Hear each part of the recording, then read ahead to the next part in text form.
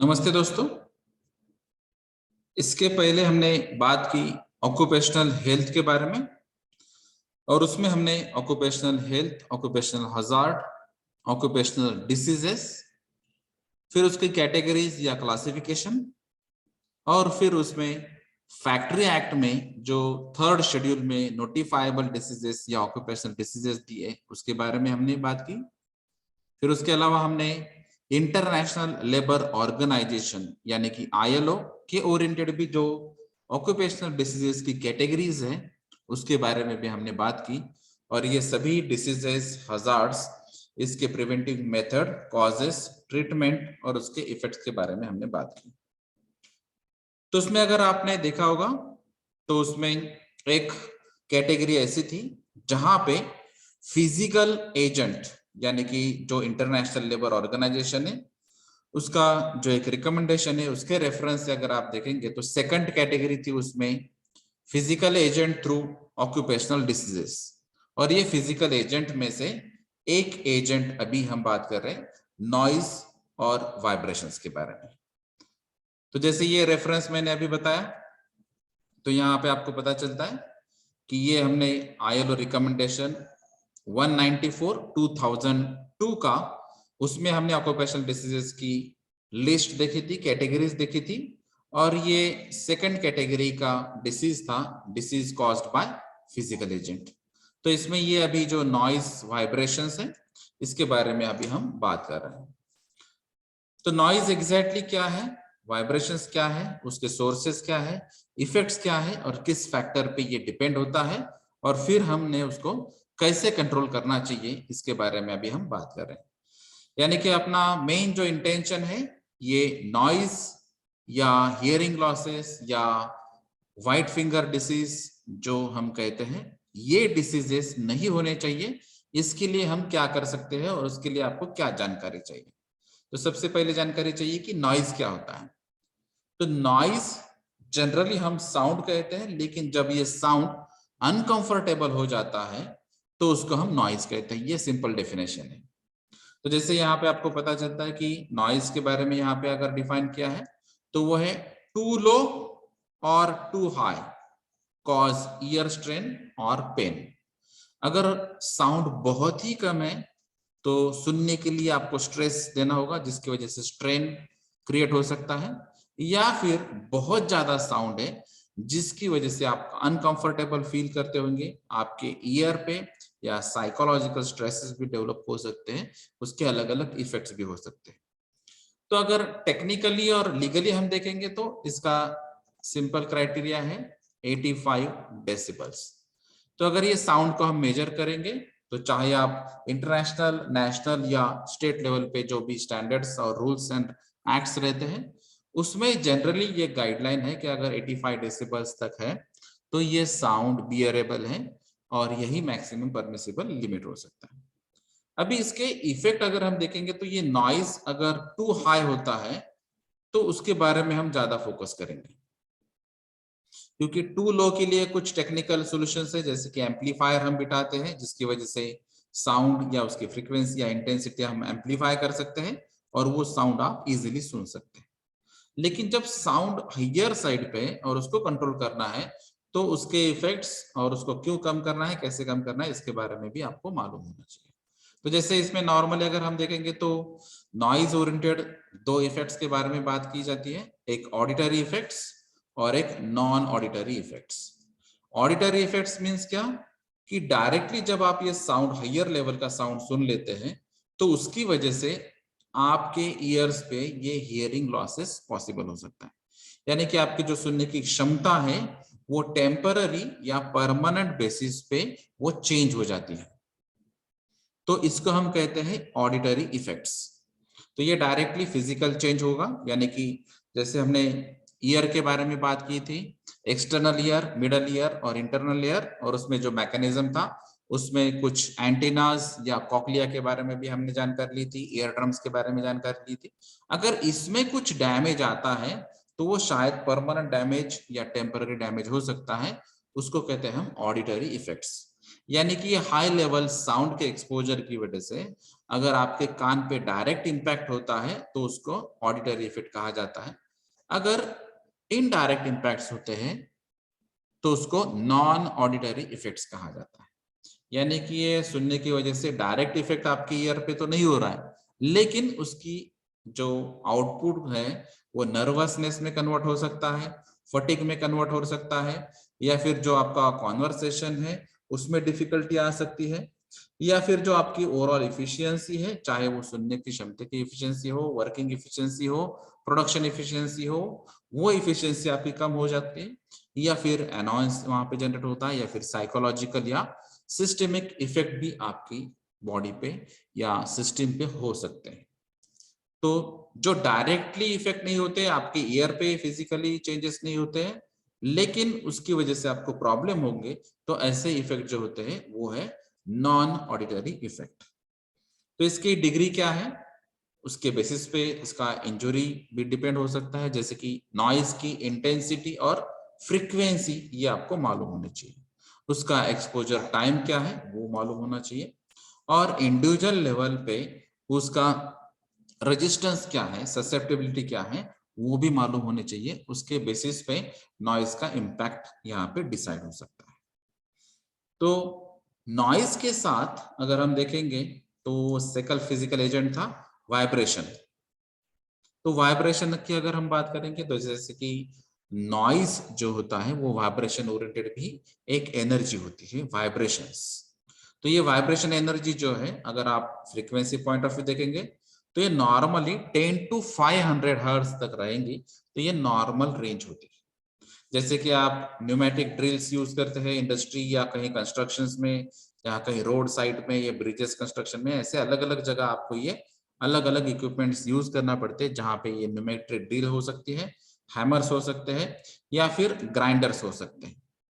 तो ये सभी इंस्ट्रूमेंट्स मैक्सिमम केस में आपके हैंड से डायरेक्ट कनेक्टेड रहते हैं।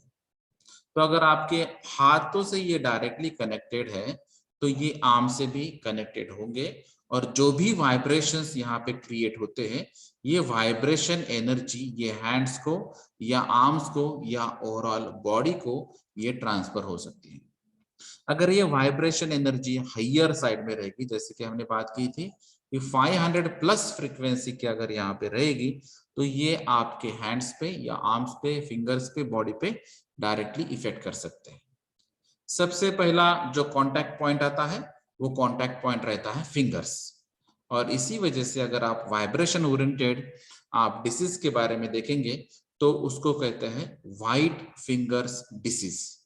यानी कि जो आपके फिंगर्स है, वाइब्रेशंस ज्यादा होने की वजह से ब्लड सर्कुलेशन इम्प्रॉपर हो जाता है, जिसकी वजह से आपके फिंगर्स के पॉइंट तक ब्लड सर्कुलेशन नहीं हो पाता है, और फिर आपके जो फिंगर्स है वो व्हाइट कलर के दिखते हैं। और ये अगर कंटिन्यू बेसिस पे चलता रहेगा तो यहाँ पे परमानेंट व्हाइट फिंगर डिसीज होने के चांसेस है, और इस फिनोमिना को रेनॉल्ड्स फिनोमिना कहते हैं। तो ये जो वाइब्रेशंस है, तो ये जॉइंट्स या एल्बोज या शोल्डर्स तक भी जा सकते हैं, और जिसकी वजह से यहाँ पे टेम्पररी या परमानेंट नेचर की इंजुरी भी हो सकती है। क्योंकि जैसे हमने बताया कि इंडिविजुअल ससेप्टिबिलिटी ये भी इंपॉर्टेंट है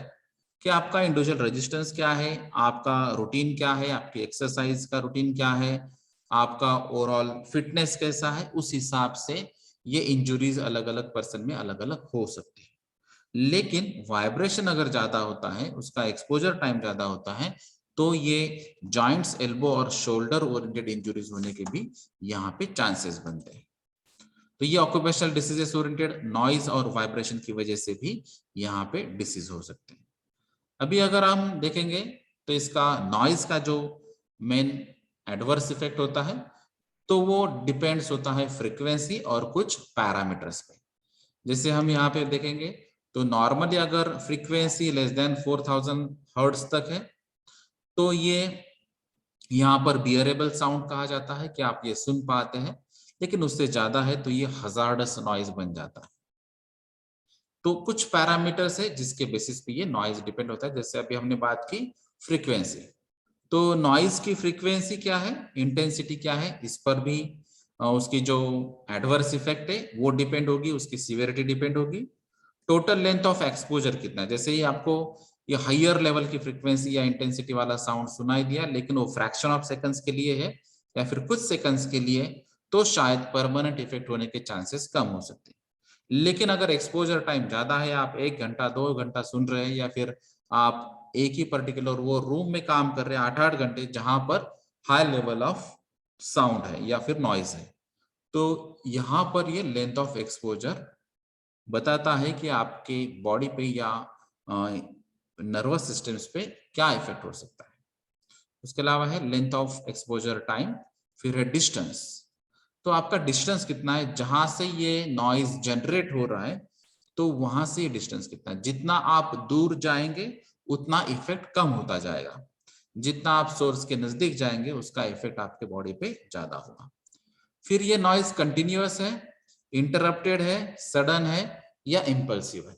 इसके बेसिस पे भी इसकी सिवियरिटी या इम्पैक्ट डिसाइड होगा। जैसे आपने हैमर मिल देखा होगा या फिर हैमरिंग कुछ प्रोसेस होती है, ऑपरेशंस होते हैं, जैसे आप स्टील इंडस्ट्रीज में, फोर्जिंग में या कुछ ऐसी जगह आपको ये हैमरिंग इम्पैक्ट करना पड़ता है। तो ऐसी जगह अगर आप देखेंगे तो ये एक्चुअली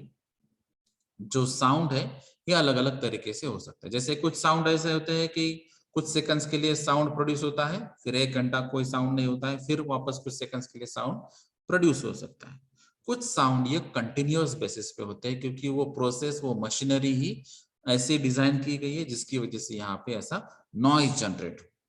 तो ये ऐसे अलग अलग तरीके हो सकते हैं, ऑपरेशंस हो सकते हैं, प्रोसेस हो सकते हैं, जिनकी वजह से ये अलग अलग टाइप के यहाँ पे नॉइज जनरेट होंगे और उसके बेसिस पे ही जो एडवर्स इफेक्ट है वो डिसाइड होगा। कुछ यहाँ पे आप ईयर प्रोटेक्टर अगर यूज करते होंगे, पर्सनल प्रोटेक्टिव इक्विपमेंट यूज करते होंगे, लेकिन वो अगर डैमेज कंडीशन में वो ठीक से नहीं चलते या एज पर स्टैंडर्ड रेगुलेशंस नहीं है, जैसे कि हम नॉर्मली आईएस स्टैंडर्ड की बात करते हैं, तो आईएस स्टैंडर्ड के हिसाब से वो अगर डिजाइन नहीं है, परचेस किए नहीं है, तो उसकी वजह से भी प्रॉब्लम हो सकता है। इंडिविजुअल ससेप्टेबिलिटी, यानी कि जैसे कि अभी कुछ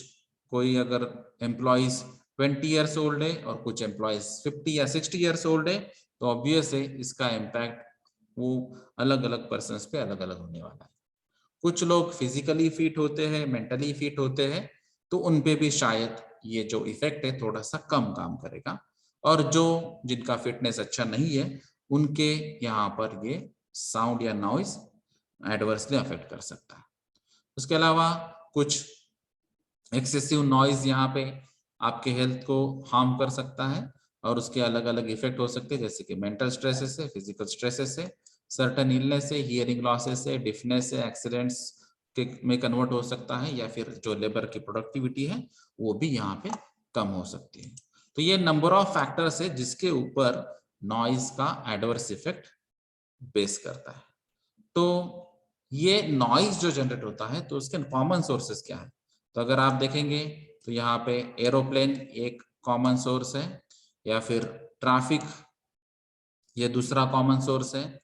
या फिर जो एम्पलीफाइड साउंड होता है, म्यूजिकल सिस्टम्स होते हैं, वो भी एक साउंड प्रोसेस है, या फिर अगर आप construction activity, road activities, bridges activities अगर देखेंगे तो यहाँ पर जो ड्रिलिंग मशीन्स यूज किए जाते हैं, हैमर्स यूज किए जाते हैं, या फिर जो हेवी इक्विपमेंट या मशीनरीज यूज किए जाते हैं, उसकी वजह से भी बहुत सा सारा साउंड यहाँ पे जनरेट होता है या नॉइज जनरेट होता है। कुछ इमरजेंसी व्हीकल्स, जैसे अगर आपने देखा होगा एम्बुलेंस या फायर टेंडर्स या पुलिस वैन्स, ऐसे कुछ इमरजेंसी व्हीकल्स है जहां पर ये साउंड जनरेट होता है। उसके अलावा जो गार्डन्स, लॉन्स या फार्मिंग में ट्रैक्टर या हेवी इक्विपमेंट या हेवी व्हीकल जहां पर यूज होते हैं, वहां सब भी ये नॉइज जनरेट होता है। तो ये कुछ कॉमन सोर्सेस है जहां से ये नॉइज पोल्यूशन जनरेट हो सकता है। और उसके अलावा जो इंडस्ट्रीज है, वो इंडस्ट्रीज में अलग अलग प्रोसेस, अलग अलग ऑपरेशन, अलग अलग मशीनरीज के बेसिस पे नॉइज जनरेट होता है। अभी ये जो नॉइज है इसका इफेक्ट क्या होगा, तो आपके यहाँ पे बॉडी पे इफेक्ट होगा, बिहेवियर पे भी इफेक्ट हो सकता है। अगर ये साउंड कंटिन्यूअसली जनरेट होगा तो शायद साइकोलॉजिकल हेल्थ भी आपकी बिगड़ सकती है, जैसे किन लोगों को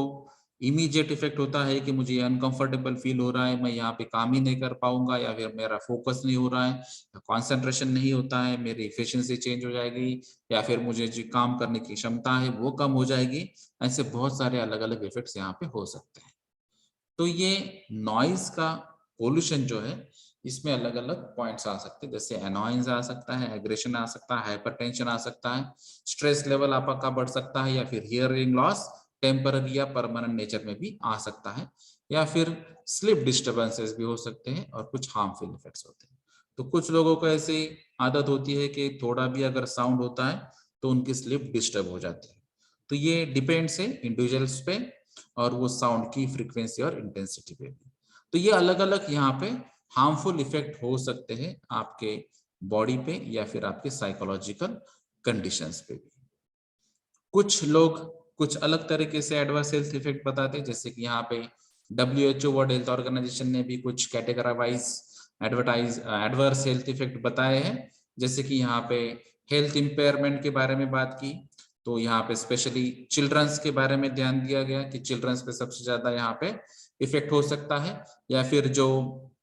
60+ ईयर्स वाले जो एडल्ट होंगे उन पर भी इफेक्ट हो सकता है, या फिर अगर लॉन्ग एक्सपोजर यहाँ पे होता है तो यहाँ पे जो हियरिंग लॉस है वो आपके इसमें हो सकता है। जैसे कि यहाँ पे 80 डेसिबल्स की बात की, तो जैसे हमने अभी महाराष्ट्र फैक्ट्री रूल के बारे में बात की, या फिर दूसरे जो स्टैंडर्ड्स है उसमें 85 डेसिबल्स दिया है, लेकिन यहाँ पे वर्ल्ड हेल्थ ऑर्गेनाइजेशन ने 80 डेसिबल्स प्लस अगर ये होता है तो उसका इम्पैक्ट एडवर्सली हो सकता है, ये बात कही। उसके अलावा जो एबिलिटी है, वो आपकी जो एबिलिटी है वो कम हो सकती है, या फिर जो भी आप कम्युनिकेट कर रहे हैं, स्पीच कर रहे हैं, वो भी यहाँ पे डिस्टर्ब हो जाएगा, फिर जो भी क्वालिटी होगी वो भी डिक्लाइन हो जाएगी, और कम्युनिकेशन प्रॉपर तरीके से नहीं हो पाएगा। तो उसकी वजह से कॉन्सेंट्रेशन लूज होना, या फिर फटीग होना, या फिर अनसर्टेनिटी क्रिएट होना, या फिर सेल्फ कॉन्फिडेंस लॉस होना, इरिटेट होना, या मिसअंडरस्टैंडिंग होने के चांसेस, या फिर वर्किंग कैपेसिटी कम होने के चांसेस, या इंटरपर्सनल रिलेशनशिप या स्ट्रेस रिएक्शन होने के भी चांसेस यहाँ पे बढ़ जाते हैं। ये अलग अलग health effects World Health Organization ने बताए। कुछ एक्सपर्ट्स ने ये इफेक्ट्स को कैटेगराइज किया, जैसे कि psychological effects, normal auditory communication के इफेक्ट, और जनरलाइज इफेक्ट। तो साइकोलॉजिकल इफेक्ट्स के बारे में अभी हमने बात की, जहां पे अनॉयंस या स्ट्रेसेस जनरेट होंगे, या कॉन्फिडेंस लूज होगा, कम्युनिकेशन गैप हो जाएगा, फटीग तैयार होगा, तो ये सभी साइकोलॉजिकल इफेक्ट्स के अंदर आएंगे। दूसरी जो है ऑडिटरी कम्युनिकेशंस के बेसिस पे इंटरफेरेंस हो सकता है। तो यहाँ पे एक्सीडेंट होने के चांसेस है कि आपने एक बात बताई है, दूसरे को समझ में नहीं आई है, उस दूसरे ने कुछ एज्यूम कर लिया और उसने वो एक्टिविटी रन कर ली, तो उसमें एक्सीडेंट बढ़ने के चांसेस हो सकते हैं। और तीसरी जो कैटेगरी है उसमें जो भी आपकी इफिशियंसी या प्रोडक्टिविटी है वो कम हो सकती है। तो ये समराइज केस में ये नॉइज पोल्यूशन के अलग अलग यहाँ पे कॉजेस है, जैसे कि urban planning, industrialisation, public transportation, noise pollution from cars, या फिर कंस्ट्रक्शन एक्टिविटीज, या चिल्ड्रंस भी कुछ यहाँ पे नॉइज करते हैं, या फिर कुछ इवेंट्स की वजह से भी नॉइज जनरेट होता है, कुछ डोमेस्टिक अप्लायंसेस की वजह से भी होता है, कुछ एग्रीकल्चरल एक्टिविटीज या इक्विपमेंट, ट्रैक्टर जैसे इक्विपमेंट भी अगर यूज करते हैं, कुछ अलार्म सिस्टम्स की वजह से भी, कुछ मिलिट्री एक्टिविटीज की वजह से, कुछ स्टॉर्म्स की रेनफॉल या थंडर की वजह से भी यहाँ पे नॉइज पोल्यूशन हो सकता है। तो इसके इफेक्ट जो होते हैं वो